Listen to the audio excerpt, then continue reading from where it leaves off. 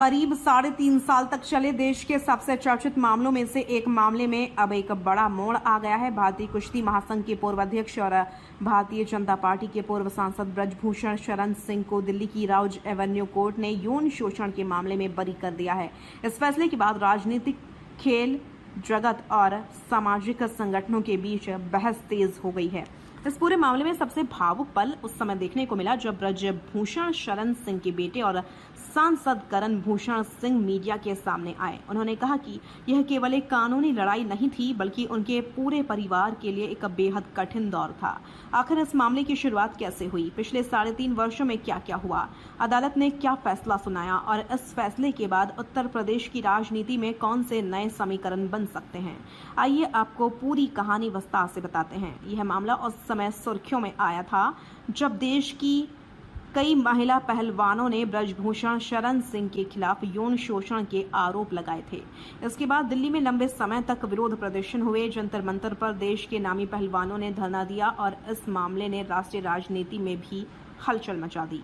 इसके बाद मामला अदालत तक पहुंचा और कई दौर की सुनवाई हुई। इस दौरान विपक्षी दलों ने लगातार सरकार और भारतीय जनता पार्टी को घेरने की कोशिश की। अब दिल्ली की राउज एवेन्यू कोर्ट ने अपना फैसला सुनाते हुए ब्रजभूषण शरण सिंह को बरी कर दिया है। अदालत के फैसले के बाद उनके बेटे करण भूषण सिंह मीडिया के सामने आए और भावुक हो गए। करण भूषण सिंह ने कहा कि यह 3.5 साल का संकट था जिसे उनके परिवार ने बेहद मुश्किल परिस्थितियों में झेला। उन्होंने कहा कि उनके पिता पिछले 35 वर्षों से राजनीति में सक्रिय हैं और हमेशा जनता के बीच रहे हैं। करण भूषण ने कहा कि जब किसी व्यक्ति पर इतने गंभीर आरोप लगाए जाते हैं तो उसका असर केवल उस व्यक्ति पर ही नहीं पड़ता, बल्कि पूरे परिवार पर पड़ता है। उन्होंने कहा कि कई बार ऐसा समय भी आया जब परिवार के सदस्यों के लिए एक दूसरे की आंखों में देखकर बात करना भी मुश्किल हो गया था। उन्होंने कहा कि इस पूरे घटनाक्रम के दौरान उनके पिता मानसिक और सामाजिक दबाव से गुजरते रहे, लेकिन उन्होंने कभी अपना धैर्य नहीं खोया। सबसे पहले आपको सुनाते हैं ब्रजभूषण शरण सिंह ने क्या कहा। जिस दिन यानी 18 जनवरी 2023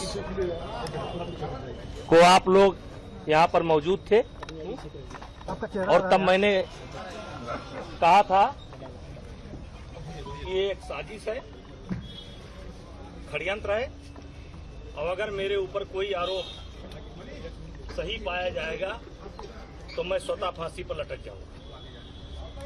और आज तक मैं उसी बात पर कायम रहा और आज लगभग 3 साल के बाद कोर्ट ने मुझे और विनोद जी को बाइज्जत बरी किया है। सर, एक लंबा संघर्ष आप लोगों ने झेला, जिस तरीके से आपके ऊपर लगातार आरोप लगाए जा रहे थे, जंतर मंतर में प्रदर्शन भी हो रहे थे, ऐसे में सर वो कितना वक्त, किस तरह का वक्त आपके लिए था?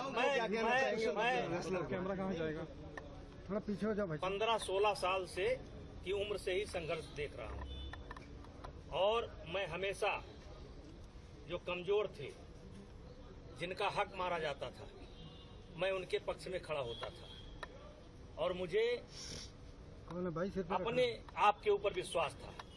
मैं सामने वाले को नहीं जानता हूं कि सामने वाले के दिल में क्या है, लेकिन मैं अपने आप को जानता था और मुझे पूरा विश्वास था कि मेरे साथ न्याय होगा और मेरे साथ न्याय हुआ और कभी मैंने अपने आप को अपराधी महसूस ही नहीं किया।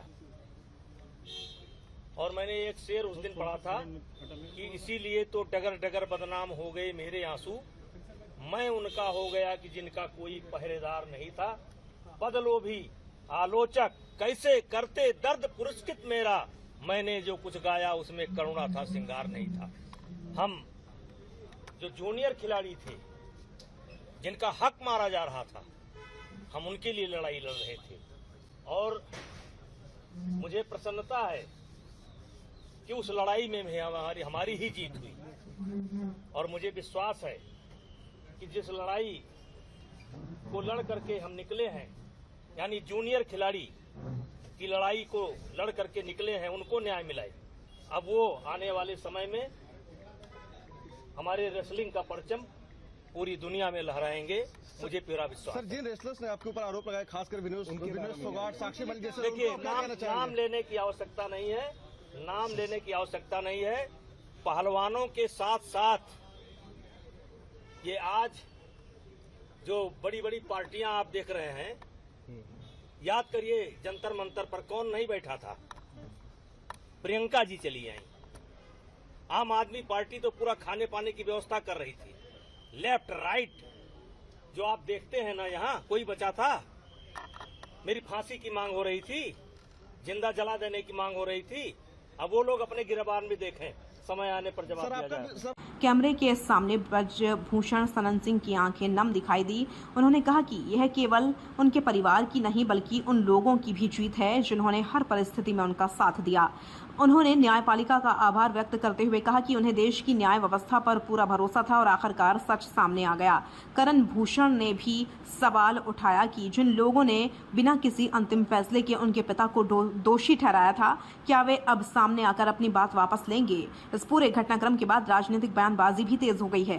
करण भूषण सिंह ने विपक्षी दलों, विशेष रूप से कांग्रेस पर निशाना साधते हुए कहा कि राजनीतिक लाभ हासिल करने के लिए इस मुद्दे को बढ़ा चढ़ाकर पेश किया गया। उन्होंने कहा कि जब मामला अदालत में विचाराधीन था तब कई नेताओं ने सार्वजनिक मंचों से उनके पिता के खिलाफ बयान दिए। अब अदालत का फैसला आने के बाद वही लोग चुप दिखाई दे रहे हैं। अदालत के फैसले के बाद राजनीतिक गलियारों में यह चर्चा भी शुरू हो गई है कि क्या ब्रजभूषण शरण सिंह वर्ष 2027 के विधानसभा चुनाव में सक्रिय भूमिका निभाएंगे।